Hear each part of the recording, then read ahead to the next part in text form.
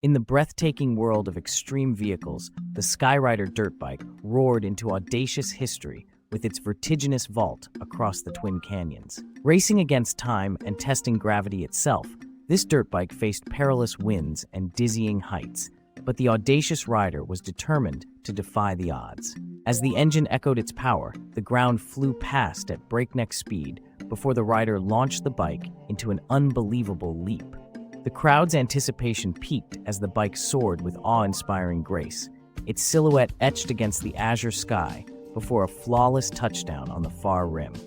This daring feat was not only a testament to cutting-edge engineering, but also to the indomitable spirit of those who thrive on adrenaline at the very edge.